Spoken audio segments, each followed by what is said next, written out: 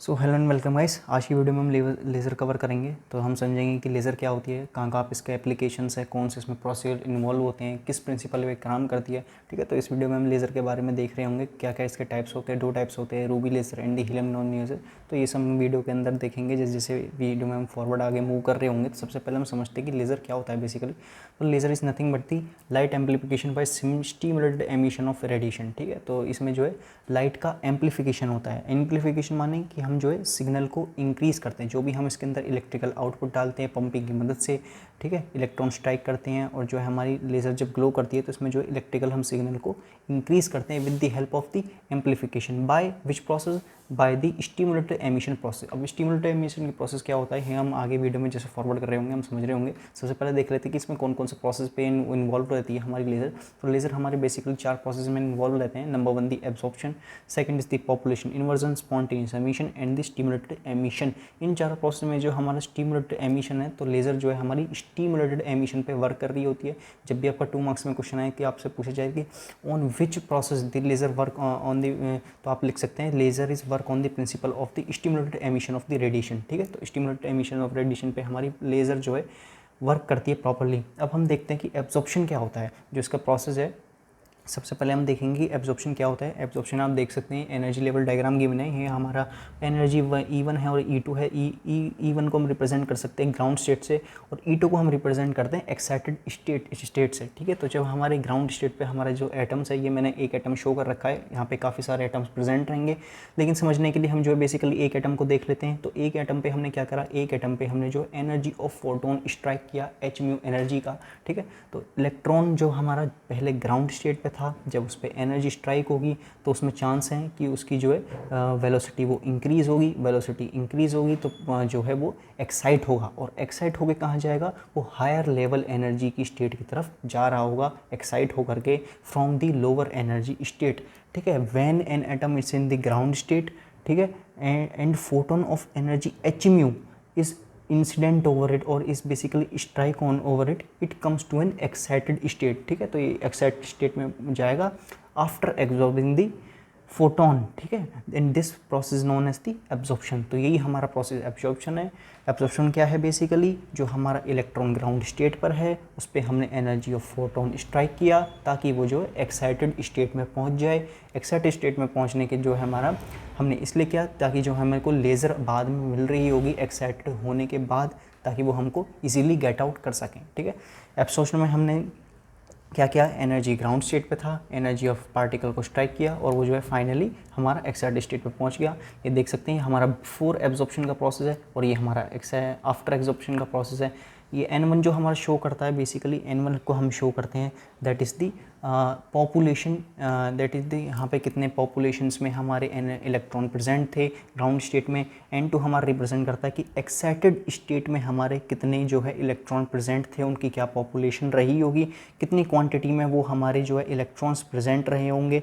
ये हमारा रिप्रेजेंट करते हैं हम N1 एंड दी N2 से। ठीक है, तो this is regarding the absorption. अब इसमें जो है रेट इक्वेशन भी दी जाती है। रेट इक्वेशन ये हमारी बेसिकली आइंस्टीन ने दी थी, तो हम जो है इस रेट इक्वेशन को लिख सकते हैं। एब्जॉर्प्शन में जो हमारी रेट इक्वेशन इन्वॉल्व होती है वो होती है dN1/dt। अब ये हमारा N1 क्या है, N1 is nothing but the energy level, ground energy level at the electron present. तो ग्राउंड लेवल एनर्जी पे हमारे कितने इलेक्ट्रॉन प्रेजेंट हैं उसी को हम शो करते हैं N1 से।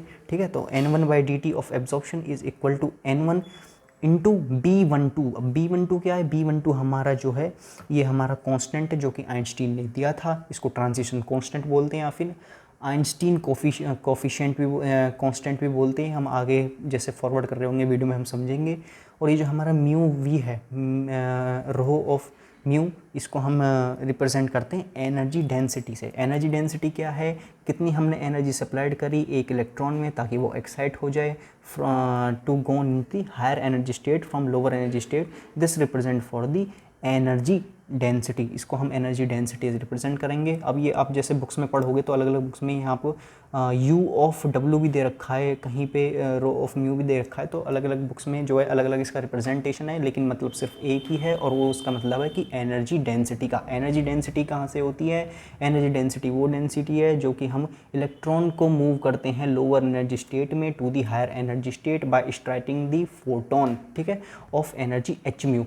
अब एच म्यू मैं बात कर रहा हूँ काफ़ी देर से कि हम जो है एनर्जी को स्ट्राइक कर रहे हैं एच म्यू की, तो एच म्यू एनर्जी आई कहाँ से है, ठीक है। तो बेसिकली जब हमारा फोटोन ये ग्राउंड स्टेट पे था तो हमने बात करी कि एच म्यू स्ट्राइक करी, तो एच म्यू आई, ये जो हमारी एनर्जी लेवल है E2 और E1, E2 हमें रिप्रेजेंट करती है हायर एनर्जी स्टेट को या एक्साइटेड स्टेट को, और जो हमारी E1 रिप्रेजेंट करती है that is the lower energy state को। तो जब इन दोनों के बीच का जो डिफरेंस होगा, इन दोनों का बीच के जो डिफरेंस में जो हमारी इलेक्ट्रॉन वोल्ट की एनर्जी जनरेट होगी, उसी को हम कहेंगे बेसिकली फोटोन की एनर्जी, ठीक है। तो फोटोन्स की एनर्जी या फिर हमने फ्रीक्वेंसी ऑफ फोटोन स्ट्राइक करा एक दूसरे इलेक्ट्रॉन पे, जिसके कारण वो एक्साइट हुआ, और एक्साइट होके कहाँ गया? वो हायर एनर्जी स्टेट में गया फ्रॉम लोअर एनर्जी स्टेट, और इसी सारे प्रोसेस को कहते हैं हम एब्जॉर्प्शन, ठीक है। तो this is regarding the absorption. अब हम देखते हैं सेकंड जो हमारा प्रोसेस लिखा है कि पॉपुलेशन इन्वर्जन क्या होता है। हमारा पॉपुलेशन इन्वर्जन आप समझ सकते हैं कि जब हमारा इलेक्ट्रॉन जो है हायर एनर्जी स्टेट में गया लोअर एनर्जी स्टेट्स में, तो वहाँ पे वो जो है कुछ टाइम पीरियड तक रुकता है, और कुछ टाइम पीरियड रुकने के बाद जो है हमारा वो देन वापस हमारा ग्राउंड स्टेट में आता है। तो जब भी हमारे इलेक्ट्रॉन एक्साइटेड स्टेट में ज़्यादा हो जाएंगे as compare to the ground state, ठीक है, आप देख सकते हैं कि यहाँ पे डेफिनेशन में गिवन है कि when number of atom in higher energy state become comparatively greater than the number of atom in lower energy state, this phenomenon is known as the population inversion। तो population inversion क्या है? जब भी हमारे electron higher energy state में ज़्यादा हो जाएंगे, यानी इलेक्ट्रॉन लोअर एनर्जी स्टेट की तरफ से मूव करके हायर एनर्जी स्टेट में जो जा रहे हैं वो ज़्यादा जा रहे हैं, और जो एमिशन है उनका एमिशन कम हो रहा है, यानी कि इलेक्ट्रॉन का एब्जॉर्प्शन ज़्यादा हो रहा है और एमिशन उनका कम हो रहा है। Absorption in the sense lower energy state से हायर एनर्जी स्टेट की तरफ जब भी इलेक्ट्रॉन मूव करेंगे उसको हम एब्जॉर्प्शन कहेंगे। एमिशन इन द सेंस जब भी हमारे इलेक्ट्रॉन हायर एनर्जी स्टेट से लोअर एनर्जी स्टेट की तरफ मूव करेंगे उसको हम एमिशन कहेंगे, या फिर ट्रांसमिशन भी कह सकते हैं। तो इस प्रोसेस में जब एब्जॉर्प्शन ज़्यादा हो रहा होता है और एमिशन हमारा कम होता है, तो यहाँ पे हमारी एक हमारी टर्म अचीव हो जाती है that is the population inversion, यानी कि यहाँ पे जो क्वांटिटी है इलेक्ट्रॉन की क्वांटिटी हायर एनर्जी स्टेट पे ज़्यादा हो जाएगी, और लोअर एनर्जी स्टेट पे हमारी इलेक्ट्रॉन की क्वांटिटी वो कम रह जाएगी, क्योंकि इलेक्ट्रॉन हमारे ज़्यादा एक्साइट होकर हायर एनर्जी स्टेट की तरफ जा रहे हैं, लेकिन वहाँ से जब हमारा एमिशन होने में काफ़ी टाइम लग रहा है, 10⁸ सेकंड तक हमारे हायर एनर्जी स्टेट पे हमारे इलेक्ट्रॉन मूव करते हैं, ठीक है। तो उनको आने में जब यानी कि इलेक्ट्रॉन का एब्जॉर्प्शन ज़्यादा हो रहा है और एमिशन उनका कम हो रहा है या फिर ट्रांसमिशन कम हो रहा है, तो इसी स्टेट जब हमारी अचीव हो जाएगी, इसी फिनोमिना को हम बोलेंगे पॉपुलेशन इन्वर्जन, ठीक है। तो आपने एब्जॉर्प्शन समझा, पॉपुलेशन इन्वर्जन समझा। अब हम देखते हैं जो हमारा तीसरा पॉइंट है that is the spontaneous emission. तो स्पॉन्टेनियस एमिशन से हमारा क्या मतलब है? स्पॉन्टेनियस एमिशन को हम समझेंगे तो spontaneous emission is nothing but just the similarly work as the absorption. तो यहाँ पे हमारा क्या है? स्पॉन्टेनियस एमिशन में मैंने आपको बताया कि यहाँ पे जो है हमारा इलेक्ट्रॉन जो है हायर एनर्जी स्टेट में है, और जब भी हम जानेंगे कि हायर एनर्जी स्टेट में हमारा इलेक्ट्रॉन कैसे पहुँचता है, हायर एनर्जी स्टेट में हमारा इलेक्ट्रॉन पहुँचता है जब हम उसमें एक फोटोन इंसिडेंट या फिर एनर्जी डेंसिटी अप्लाई करते हैं ग्राउंड स्टेट में, तो हमारा जो इलेक्ट्रॉन है वो हायर एनर्जी स्टेट में पहुंच जाता है। E2 represent for the higher energy level and E1 represent for the lower energy level, ठीक है। तो हमारा इलेक्ट्रॉन हायर एनर्जी लेवल में है, और जब ये हमारा ट्रांसमिट होगा यानी वापस जो है हमारा ये लोअर एनर्जी की तरफ आएगा, तो उसी प्रोसेस को कहेंगे हम स्पॉन्टेनियस एमिशन। तो स्पॉन्टेनियस एमिशन से आप क्या समझे? स्पॉन्टेनियस एमिशन से आप समझे कि जब भी हमारा इलेक्ट्रॉन मूव करेगा higher energy state to the lower energy state, this process known as the spontaneous emission. अब मैंने आपको पहले भी बताया था जब भी हमारा एब्जॉर्प्शन हो रहा था, पॉपुलेशन इन्वर्जन हमारी जो प्रॉपर्टी वो अचीव हो रही थी, फिनोमेना अचीव हो रहा था, मैंने आपको बताया था कि जो हमारे इलेक्ट्रॉन जो है यहाँ पे हायर एनर्जी स्टेट में जो रहते हैं वो 10⁸ सेकंड के अंदर जो है हमारे इलेक्ट्रॉन रह रहे होते हैं, उसके बाद जो है हमारे इलेक्ट्रॉन ग्राउंड स्टेट में आते हैं। अब इस प्रोसेस के अंदर क्या होता है, जब भी हमारे इलेक्ट्रॉन ग्राउंड स्टेट में आते हैं तो एक जो है हमारी एच म्यू एनर्जी की वेवलेंथ जो है वो क्या करते हैं, एमिट करते हैं। ठीक है, तो यहाँ पे जो हमें आउटपुट में हमारे को एनर्जी मिल रही होगी, तो आउटपुट में हमारी एनर्जी मिलेगी एच म्यू।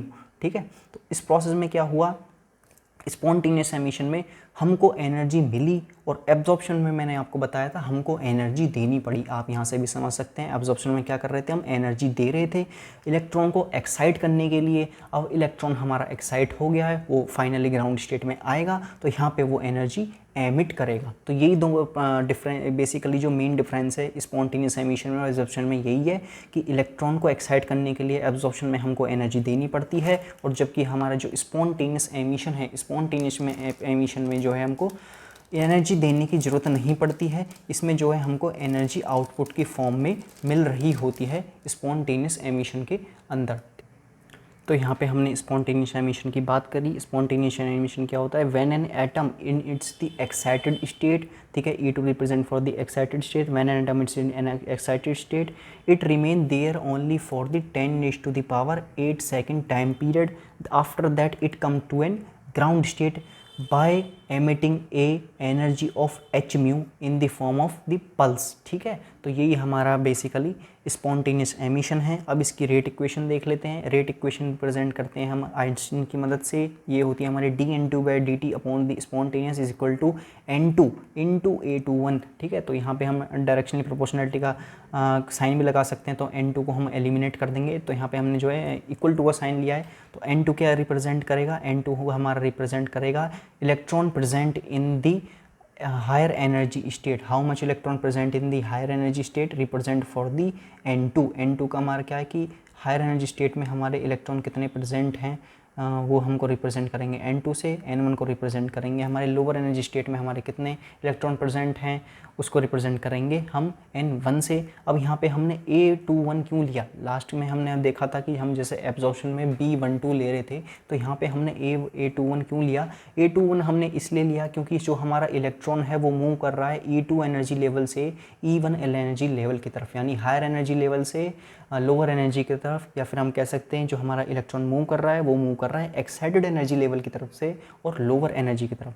तो यहाँ पे हमने A21 इसलिए लिया, 21 का इन द सेंस यानी ये है कि इलेक्ट्रॉन मूव कर रहा है 2 से 1 की तरफ, और 1 से 2 हमने एब्जॉर्प्शन में इसलिए लिया था क्योंकि इलेक्ट्रॉन हमारा मूव कर रहा था 1 से 2 की तरफ, यानी लोअर एनर्जी स्टेट से हमारा हायर एनर्जी स्टेट की तरफ। जब भी हमारा इलेक्ट्रॉन मूव करेगा तो वहाँ पे जो हम साइन लेंगे वो लेंगे हम B12 से, और ये जो B12 हैं A21 हैं ये हम आगे की वीडियो में डिस्कस करेंगे। यही हमारे आइंस्टीन एनर्जी कोफिशिएंट्स हैं, तो आगे की वीडियो में हम इनको डिस्कस कर रहे होंगे। अब हम देख लेते हैं इसका मेन प्रिंसिपल। लेज़र को मैं जब से बात कर रहा हूँ कि मैं आपको बता रहा था कि लेज़र हमारा स्टिमुलेटेड एमिशन पे काम करता है, तो अब स्टिमुलेटेड एमिशन हमारा क्या है इसको समझते हैं। स्टिमुलेटेड एमिशन में जो सिमिलरली हमारा स्पॉन्टेनियस एमिशन की तरह है, हमारा जो इलेक्ट्रॉन प्रेजेंट रहेगा वो हायर एनर्जी स्टेट में प्रेजेंट रहेगा। हायर एनर्जी स्टेट में इन द सेंस यानी उसमें जो एब्जॉर्प्शन का प्रोसेस है वो पहले हो चुका होगा, यही हमारा मतलब है स्पॉन्टेनियस एमिशन की तरफ से। इलेक्ट्रॉन जो है हमारा हायर एनर्जी स्टेट में रहेगा, हायर एनर्जी स्टेट में रहने से वो हमारा जब ग्राउंड एनर्जी स्टेट में आएगा, ठीक है। अब आपको एक बात भी समझनी है यहाँ पे, सिमिलरली ये प्रोसेस हमारा जो है स्पॉन्टेनियस में भी फॉलो हो रहा था। इलेक्ट्रॉन हमारा मूव कर रहा था हायर एनर्जी स्टेट में लोअर एनर्जी स्टेट की तरफ, लेकिन इसमें जो बेसिक डिफरेंस ये आता है कि जब भी हमारा इलेक्ट्रॉन मूव करेगा E2 से E1 की तरफ, तो यहाँ पे हमको special energy that is the H mu वो इलेक्ट्रॉन के पार्टिकल पे स्ट्राइक करनी पड़ेगी, ताकि जिससे कि हमारा जो इलेक्ट्रॉन प्रेजेंट है E2 लेवल पे हायर एनर्जी स्टेट पे एक्साइटेड स्टेट पे जो हमारा इलेक्ट्रॉन प्रेजेंट है उसमें ट्रिगिंग हो। ट्रिगिंग का इन द सेंस मतलब और इलेक्ट्रॉन जनरेट हो, ठीक है।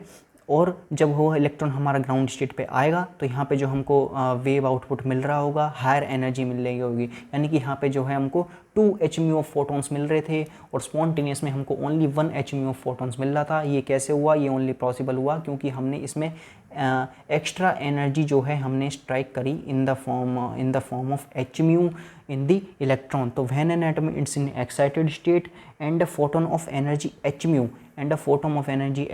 strike और incident over it, it comes to an ground state, ठीक है। तो ये हमारा जो है फाइनली ग्राउंड स्टेट में आएगा, ठीक है। By giving the 2 photons of energy H mu, ठीक है। तो ग्राउंड स्टेट में आने से पहले ये हमको जो है 2 फोटोन दे रहा होगा एच म्यू की, ठीक है। तो this is regarding the stimulated emission. अब मैंने यहाँ पे बताया कि ट्रिगिंग होगी, तो ट्रिगिंग इन द सेंस मतलब कि हमारे काफ़ी सारे जो है एच म्यू पार्टिकल्स के एनर्जी के वो जनरेट हो रहे होंगे। अब यहाँ पे जैसे मैं बता रहा था कि हम एक इलेक्ट्रॉन का इस्तेमाल करके डायग्राम को रिप्रेजेंट कर रहे थे। अब मैं जैसे मान लो कि यहाँ पे काफ़ी सारे इलेक्ट्रॉन है, 2 इलेक्ट्रॉन है, 3 इलेक्ट्रॉन है, तो ये सब जो लेज़र के अंदर प्रोसेस होता है तो उसमें काफ़ी सारे इलेक्ट्रॉन प्रेजेंट रहते हैं। तो जैसे कि मैं लेके चलूँ कि हमारे जो E2 एनर्जी स्टेट में और E1 एनर्जी स्टेट में जब हमारे इलेक्ट्रॉन ने, ये हमारा E2 है that is the higher energy state, और E1 है हमारा लोअर एनर्जी स्टेट। मैंने आपको बताया था यहाँ पे ट्रिगिंग हुई, ट्रिगिंग यानी कि हमारा हायर एनर्जी स्टेट से हमारा लोअर एनर्जी स्टेट की तरफ इलेक्ट्रॉन आया। इलेक्ट्रॉन आने ने उसने एमिट करी हमारी एच म्यू एनर्जी। तो यहाँ पे एच म्यू जो एनर्जी उसने 2 फोटॉन्स ऑफ एनर्जी एमिट करी एच म्यू की, ये रही हमारी। अब ट्रिगिंग इन द सेंस यानी कि अब इसमें हमने 1 photon of energy H mu strike करी तो उसने 2 दिए। अब जब हम यहाँ पे काफ़ी सारे फोटॉन्स स्ट्राइक कर रहे होंगे, जैसे कि मैं यहाँ पे कह दूँ कि अब हम जो है 2 एच म्यू का स्ट्राइक करेंगे किस पे, जो हमारे इलेक्ट्रॉन प्रेजेंट थे हायर एनर्जी स्टेट में। तो काफ़ी सारे इलेक्ट्रॉन प्रेजेंट रहते हैं हायर एनर्जी स्टेट में। अब मैं कहूँ कि मैंने यहाँ पे 1 एच म्यू ये दिया और 1 एच म्यू माने मैंने इसे दिया, या फिर दोनों एच म्यू मैंने किसी एक को दे दिए, तो अब हमको क्या मिलेगा, अब हमको जो फाइनल प्रोडक्ट मिल रहा होगा तो वहाँ पे हमारा एनर्जी हायर एनर्जी स्टेट से इलेक्ट्रॉन मूव हुआ ग्राउंड एनर्जी स्टेट की तरफ, ये हो गए क्योंकि मैंने 2 इलेक्ट्रॉन लिए यहाँ पे, तो 2 इलेक्ट्रॉन ने अब जो इसने जो एनर्जी एमिट करी, एनर्जी इसने जो अब एमिट करी वो हमारी एच म्यू फॉर्म की। अब ये 4 एनर्जी हमको फोटॉन्स ऑफ एनर्जी एमिट कर रहा होगा, क्योंकि हमने 2 इलेक्ट्रॉन लिए हैं तो 4 एनर्जी एमिट करेगा। हमने पहले इसका डायग्राम एग्जांपल में शोन किया था कि हमने यदि 1 फोटॉन लिया और उस पर 1 एनर्जी स्ट्राइक करी तो 2 मिल रहे थे, अब हमने 2 लिया। सिमिलरली तो ये जो हमारी पल्सेटिंग नेचर आई है इलेक्ट्रॉन की, इसी पल्सेटिंग नेचर को कहते हैं हम बेसिकली बीम और the represent for the laser beam. तो ये जो हमारी पल्सेटिंग नेचर है ये हमारा लेज़र को फॉर्मेशन करने में मदद कर रही होगी। तो हमारी जो लेज़र फॉर्मेशन होगी वो कुछ इस प्रकार से होगी। तो ये जो हमारी यहाँ पे लेज़र फॉर्म हो रही होगी, और आप जानते हैं जो हमारी लेज़र फॉर्म होती है वो पल्सेटिंग नेचर में होती है, तो इसी को ही कहेंगे हम लेज़र बीम। तो ये हमारा मेन प्रिंसिपल है लेज़र को जनरेट करने का, that is the stimulated emission. और इसका जो स्टिमुलेटेड एमिशन में जो बेसिकली मेन प्रिंसिपल है वो प्रिंसिपल है ट्रिगिंग का, यानी इलेक्ट्रॉन जो प्रेजेंट हैं उनको एक्साइट कर देने का, और हायर जो हमारी फोटॉन्स ऑफ एनर्जी हैं उनको जो है इंक्रीज़ कर देने का। ये हमारा प्रोसेस है, that is the triggering of electron takes place in the stimulated emission. तो this is regarding the stimulated emission. तो स्टिमुलेटेड एमिशन से मैंने आपको बता दिया कि हम लेज़र बीम को कैसे जनरेट करते हैं, ठीक है। तो अब हम इसकी रेट इक्वेशन देख लेते हैं, रेट इक्वेशन कैसे हम निकालेंगे स्टिमुलेटेड एमिशन की। तो रेट इक्वेशन जैसा कि मैं आपको बता रहा हूँ, रेट इक्वेशन जो है हमारी आइंस्टीन कोफिशिएंट पे बेस्ड रहती है। इसमें हम कहेंगे dN2 यानी रेट ऑफ द इलेक्ट्रॉन्स, ठीक है, rate of the electron present in the higher energy state with respective to time, this is represent for the dN2 upon dt is equal to N2 into B21 into rho of mu, ठीक है। तो B21 क्या है, B21 हमारा Einstein energy coefficient है, 21 represent करता है कि हमारे इलेक्ट्रॉन जो मूव हो रहे हैं वो हायर एनर्जी स्टेट की तरफ या फिर E2 से E1 की तरफ मूव हो रहे हैं, यानी कि जो हमारे इलेक्ट्रॉन मूव हो रहे हैं वो एक्साइटेड स्टेट से हमारे जो है ग्राउंड स्टेट की तरफ मूव हो रहे हैं। और इस यहाँ पे जो मूव होने के लिए जो हमको एनर्जी की रिक्वायर्ड पड़ती है, एनर्जी डेंसिटी की जो रिक्वायर्ड पड़ती है, that is the rho of mu, ठीक है। तो रो ऑफ म्यू क्या करता है, हमारे को एनर्जी डेंसिटी को रिप्रेजेंट करता है। अब तो ये था हमारा लेज़र के रिगार्डिंग। तो लेज़र में हमने अब तक देखा कि लेज़र हमने प्रिंसिपल पे देखा, किस प्रिंसिपल पे बेस्ड काम करता है लेज़र। लेज़र हमारा प्रिंसिपल पे बेस्ड काम करता है, that is the stimulated emission, ठीक है। आप यहाँ पे देख सकते हैं इसकी जो फुल फॉर्म है उसमें लिखा है light amplification by stimulated emission of radiation.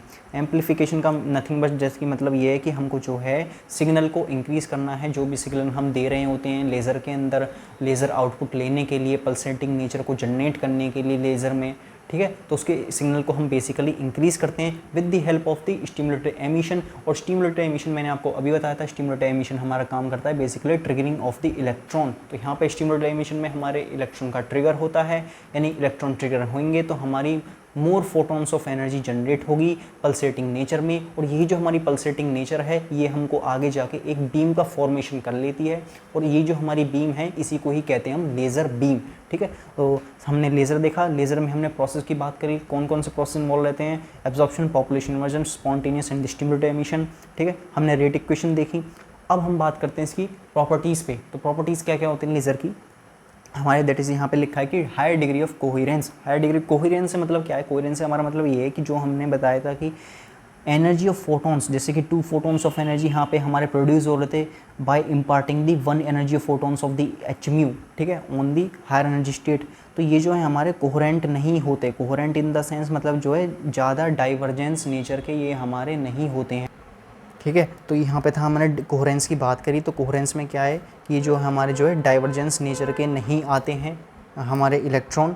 अब हाई इंटेंसिटीज़ में जनरेट होती है, इंटेंसिटी की इन द सेंस जो हमारी पल्सेटिंग नेचर हमारी जनरेट होती है, ये हमने एच म्यू ऑफ फोटॉन्स हमने एनर्जी के लगाए तो इसमें जो है हाई एनर्जी प्रोड्यूस होती है। Low beam divergence, low beam divergence in the sense यानी कि हमारी जो डायरेक्शन है लेज़र बीम की वो काफ़ी दूर तक जाती है, काफ़ी दूर तक हमारी लेज़र बीम इम्पैक्ट कर रही होती है।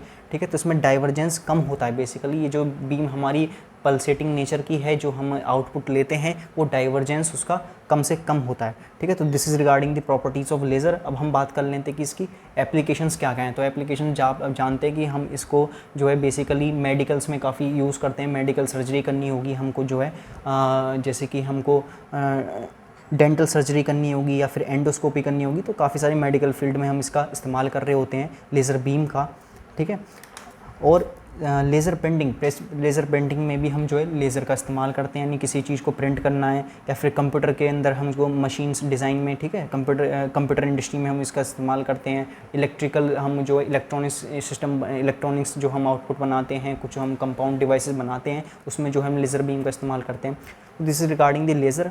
अब कुछ यहाँ पे इसके जो कंपोनेंट्स आपके दे रखे हैं तो आप कंपोनेंट्स भी समझ सकते हैं। वैसे में जो आगे मैं वीडियो बनाऊंगा उसमें आप डिस्कस कर रहे होंगे कि कंपोनेंट के बारे में, फिर भी मैं एक बार ओवरव्यू दे देता हूँ कि ये जो क्या होते हैं कंपोनेंट्स। तो कंपोनेंट्स यहाँ पे दे रखा है ऑप्टिकल रेजोनेटर। तो ऑप्टिकल रेजोनेटर क्या होता है, optical resonator is nothing but just the work as a optical cavity. अब आपको समझना होगा कि ऑप्टिकल कैविटी क्या होती है।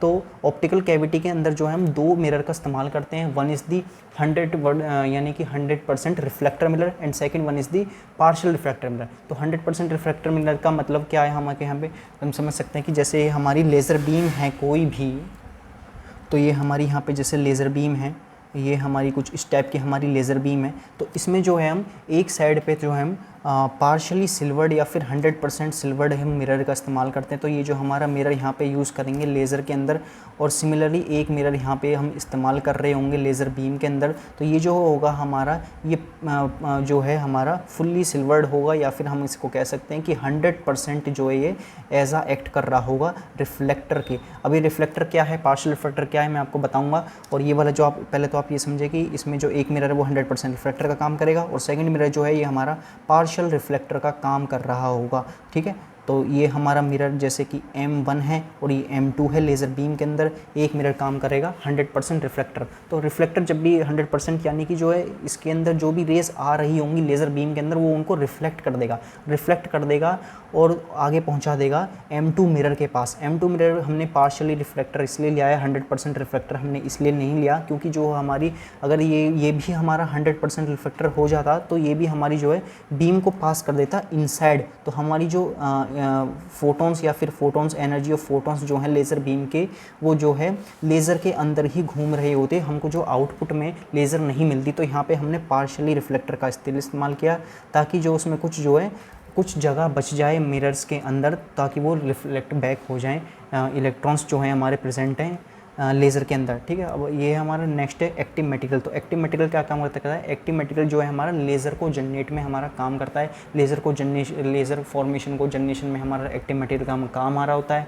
Number 3 is the pumping system. तो पंपिंग सिस्टम क्या है, pumping system is nothing but the तो पंपिंग सिस्टम को जो है इलेक्ट्रॉन जो हैं उनको एक्साइट करने में हमारा जो है पंपिंग सिस्टम का काम आता है। यानी जो हमारे इलेक्ट्रॉन ग्राउंड एनर्जी स्टेट में है या फिर लोअर एनर्जी स्टेट में है, उनको हायर एनर्जी स्टेट में पहुंचाना या फिर लोअर एनर्जी स्टेट से एक्साइटेड स्टेट में पहुंचाना, तो वहाँ पे जो है हम पंपिंग सिस्टम का इस्तेमाल करते हैं। आगे हम पढ़ेंगे जैसे रूबी लेज़र में हो गया, फिर हीलियम नियॉन लेज़र में हो गया, तो इनमें जो है हम बेसिकली ऑप्टिकल पंपिंग का इस्तेमाल करते हैं रूबी लेज़र के अंदर। और रूबी जो लेज़र है हमारी वो 3 लेवल लेज़र है, ठीक है। तो ये सब आगे आ रहा होगा वीडियो के अंदर, हम प्रोवाइड करेंगे सब सारा कंटेंट, ठीक है। तो इस वीडियो में हमने क्या समझा, और फोर्थ कंपोनेंट रह गया था हमारा, that is the cooling system. तो कूलिंग सिस्टम क्या है, जब भी हमारे लेज़र के अंदर जो है हमारी पल्स जो है वो जहाँ जनरेट होंगी, ये पल्स वेव जनरेट होंगी जो कि एनर्जी ऑफ फोटोन्स हैं। तो एनर्जी ऑफ फोटोन्स के अंदर हम जानते हैं हाई टेम्परेचर रहेगा, तो यानी टेम्परेचर भी हमारा इंक्रीज़ हो सकता है, जिससे कि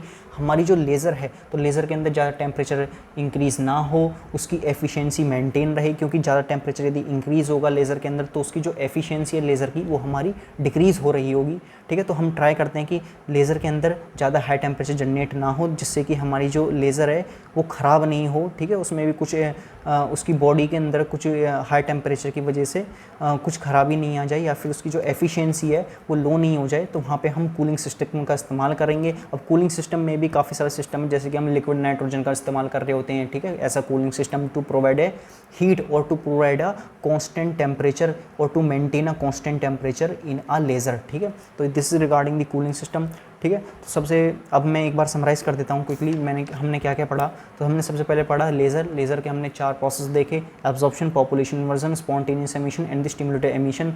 एब्जॉर्प्शन हमारा प्रोसेस वो होता है जब भी हम एनर्जी फोटोन को एनर्जी ऑफ फोटोन जो है स्ट्राइक करते हैं एक ग्राउंड एनर्जी स्टेट पे, जिससे कि वो एक्साइट हो जाता है, और एक्साइट होकर जो कहाँ पे पहुँच जाता है, हायर एनर्जी स्टेट में, ठीक है। देन हमने देखा पॉपुलेशन इन्वर्जन में क्या था। पॉपुलेशन इन्वर्जन में बात करी कि जो हमारे इलेक्ट्रॉन प्रेजेंट है एक्साइटेड स्टेट में या फिर हाई एनर्जी स्टेट में, उनकी जो क्वांटिटी है वो ज़्यादा जनरेट हो रही होती है as compare to the lower energy state. तो this is regarding the population inversion. Then we see the spontaneous emission में हमने देखा जब भी हमारे इलेक्ट्रॉन जो है एमिशन करेंगे, यानी बेसिकली ट्रांसमिशन करेंगे। ट्रांसमिशन यानी कि जब भी हमारे इलेक्ट्रॉन जो हैं हायर एनर्जी स्टेट की तरफ से लोअर एनर्जी स्टेट की तरफ आ रहे होंगे, तो वो क्या करेंगे, हमारी जो है एनर्जी ऑफ फोटॉन्स जो है वो रिलीज़ करेंगे in the form of the h mu, ठीक है। और देन स्टिमुलेटेड एमिशन हमारा बेसिकली काम करता है ट्रिगिंग ऑफ इलेक्ट्रॉन होंगे, तो हमारे जो एक इलेक्ट्रॉन के हमने एक पार्टिकल जो है एनर्जी इंसिडेंट करी, तो हमको 2 photons ऑफ एनर्जी आउटपुट मिली। Similarly if you strike on the 2 photons of energy on the 2 particle, we get the 4 photons of energy hmu, and this process is happening continuously, and by doing this process continuously we generate the pulsating nature output which is responsible to the formation of the laser beam, ठीक है। this is regarding the stimulated emission. then we see the properties of the laser. उसके बाद हमने properties of the laser, ठीक है। उसके बाद हमने प्रॉपर्टीज़ वाला लेज़र देखा, हाई डिग्री कोहेरेंस की होती है, हाई इंटेंसिटी प्रोड्यूस करती है, लो बीम डाइवर्जेंस रहती है, यानी ज़्यादा दूर तक ये मूव कर रही होती है, इसमें लेस डायरेक्शनलिटी होती है, ठीक है। इसमें ज़्यादा जो है डाइवर्जेंस का मतलब है स्पैटरिंग इसमें ज़्यादा नहीं होता है। जब भी आप देखेंगे किसी भी लेज़र टॉर्च का इस्तेमाल करेंगे रेड कलर की जो होती है उसमें स्पैटरिंग नहीं होती है, काफ़ी दूर तक एक ही पॉइंट पे जो है हमको वो है इंसिडेंट हो रही होती है काफ़ी लॉन्ग डिस्टेंस से भी। Then we see have the main components की बात करी हमने, ऑप्टिकल रेजोनेटर, ऑप्टिकल कैविटी, जिसको हम ऑप्टिकल कैविटी भी कह सकते हैं, ऑप्टिकल, ठीक है। ऑप्टिकल रेजोनेटर के इस्तेमाल में हमको 2 मिरर यूज़ कर रहे थे, number 1 M1 mirror and then M2 mirror. तो M1 मिरर हम जो है फुल्ली कवर्ड या फिर फुल्ली सिल्वर्ड रहते हैं। आप घरों में भी जो भी मिरर इस्तेमाल करते हैं तो वो जो है हमारा जो है पीछे से जो आप देखेंगे उसका बैक पोर्शन जो रहता है किसी भी मिरर का, वो हमारा फुल्ली सिल्वर्ड रहता है, यानी कि उसमें जो ताकि उसमें जो हम इंसिडेंट रेज आ रही हैं वो रिफ्लेक्ट नहीं हो, ताकि जो हमारी इमेज फॉर्मेशन होती है वो हमको जो है इमेज फॉर्मेशन मिल रही होती है, वो हमारी जो लाइट है वो रिफ्लेक्ट बैक नहीं होती, ठीक है। तो ये तो था हमारा बेसिकल इमेज फॉर्मेशन का, ये आप रे ऑप्टिक्स से भी पढ़ सकते हो, ठीक है। तो मेन इसमें चीज़ क्या है, मेन इसमें चीज़ है कि हम जो है 2 मिरर का इस्तेमाल करते हैं, which is the fully silvered and the partially silvered. जो फुल्ली सिल्वर्ड है वो 100% रिफ्लेक्टर का काम करता है, जो पार्शली सिल्वर्ड है वो हमारा जो है पार्शली रिफ्लेक्टर का काम कर रहा होता है, यानी उसमें जो रिफ्लेक्शन होगा मिरर के अंदर वो पार्शली होगा। Then we have seen the cooling system and the pumping system. Pumping system हमने देखा, पंपिंग सिस्टम जो हमारा इस्तेमाल करते हैं वो लेज़र की एक्साइटेशन, इलेक्ट्रॉन को एक्साइटेशन करने के लिए हम पंपिंग सिस्टम का इस्तेमाल करते हैं। जैसे कि हम हीलियम नियॉन लेज़र में देखेंगे कि हम जो है जेनॉन फ्लैश ट्यूब का इस्तेमाल करते हैं ऐसे पंपिंग सिस्टम, जबकि रूबी लेज़र में हम ऑप्टिकल पंपिंग का इस्तेमाल करते हैं। तो ये सब चीज़ हम आगे पढ़ेंगे। Then we have seen the cooling system. तो कूलिंग सिस्टम भी हमने देखा। कूलिंग सिस्टम क्या होता है लेज़र के अंदर, ताकि हाई टेम्परेचर जनरेट नहीं हो, उसके अंदर कॉन्स्टेंट टेम्परेचर मेंटेन रहे, जिससे कि हमारी जो लेज़र है वो उसकी वो प्रॉपरली वर्क करते रहे और उसकी जो एफिशिएंसी है वो डिक्रीज़ नहीं हो। तो वहाँ पे जो है हम कूलिंग सिस्टम का इस्तेमाल करते हैं। Then we have seen the application. Application कहाँ पे यूज़ करते हैं लेज़र का, मैंने आपको बताया मेडिकल के फील्ड में हम काफ़ी जगह लेज़र का इस्तेमाल कर रहे होते हैं। और जो हमारा कंप्यूटर इंडस्ट्री एप्लीकेशन में हमको इस्तेमाल करते हैं लेज़र के, हमको कोई भी जैसे ड्रिलिंग ऑपरेशन को कंप्लीट करना है, हमको वेल्डिंग ऑपरेशन कंप्लीट करना है, मेटल की कटिंग करनी है, ठीक है, तो वहाँ पर जो है हम लेज़र का इस्तेमाल कर रहे होते हैं। तो this is regarding the laser. In next video we have करनी रूबी लेज़र।